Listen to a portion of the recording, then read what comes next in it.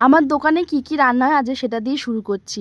তো প্রথমে দেখালাম আলুর দম, সাথে ছিল ডিমের কারি, আর এদিকে হচ্ছে ঘুগনি। এদিকে কয়েকটা ডিম সেদ্ধ করে রেখেছি। তো আমার দোকানে ঘুগনি আর আলুর দমটা প্রত্যেক দিনই হয়ে থাকে। ডিমের কারিটা কোনো একদিন করি, কোনো একদিন করি, এটা অপশনাল। তো মা এদিকে আটা মাখছে। এখন না খুব একটা বাজার ভালো যাচ্ছে না, ওই জন্য অল্প অল্প করেই আটা মাখছে। তো যখন আবার লাগে তখন মেখে নিই। মেখে নিতে অতটা কষ্ট হয় না যতটা কষ্ট হয় নষ্ট হয়ে গেলে। তো আমি না প্রত্যেকটা ক্লিপ নিতে পারি না, কারণ একা একা থাকি তো নেওয়া হয় না। এদিকে আমার ফোনের স্পিকারটাও খারাপ হয়ে গেছে, জানো কেন? এই আটার গুঁড়ো ঢুকে ঢুকে ফোনের স্পিকারটা, তারপর যেটা দিয়ে আমি চার্জ দিই ওখানটা মানে হতোই না। সেদিনকে সার্ভিস সেন্টারে গিয়ে ঠিক করে নিয়েছে। প্রতিদিন সার্ভিস সেন্টারে যাওয়াটা তো সম্ভব না বলো, তাই জন্য খুব একটা রাখি না, যতটুকু দরকার হয় ততটুকুই আমি ক্লিপ নিয়ে রাখি।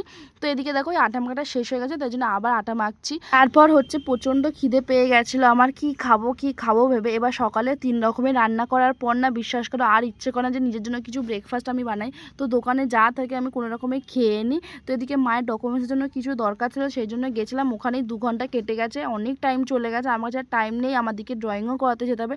ওই জন্য কোনো রকম আলু সিদ্ধ ভাত, গরম গরম ঘি দিয়ে ডিম ভাজা দিয়ে একদম পেট ভরে খেয়ে বাড়িতে ভিডিও করার সময় পাইনি, কারণ প্রচুর তাড়াহুড়ো করছিলাম। তো এখন হচ্ছে ড্রয়িং করাতে প্রচণ্ড রোদ, তাকাতে পারছি না।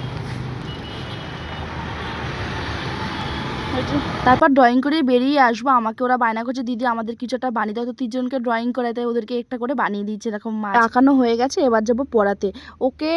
মানে আমি অঙ্ক করানোর আগে আমি নিজে 1 ঘন্টা আগে কেঁদে নিই, তারপরে ওকে আমি অঙ্ক করাই। কারণ আমি জানি ওকে অঙ্ক করাতে গেলে আমাকে কাঁদতে হবে। তো দুজনে মিলে কাঁদলে তো জিনিসটা হবে না, ওই জন্য তার আগে আমি 1 ঘন্টা কেঁদে নিই, তারপরে ওকে গিয়ে আমি অঙ্কটা শুরু করি। তো তারপরে রাত্রেবেলায় ভাবলাম একটু চাউমিন বানাই, কারণ দুপুরে তো দেখলে সেরকম কিছু একটা খায়নি। তো দেখো আমি চাউমিন বানাতে গিয়ে আমার গ্যাসের এখানটা কী অবস্থা করি, দুপুরে বাসনটাও মাজা হয়নি, ওই জন্য এরকম অবস্থা। ঝপাঝপ সব কিছু কাজ সারলাম, গ্যাস আর রান্নাঘর পরিষ্কার রাখলে মনে হয় কি ঘর অর্ধেক পরিষ্কার।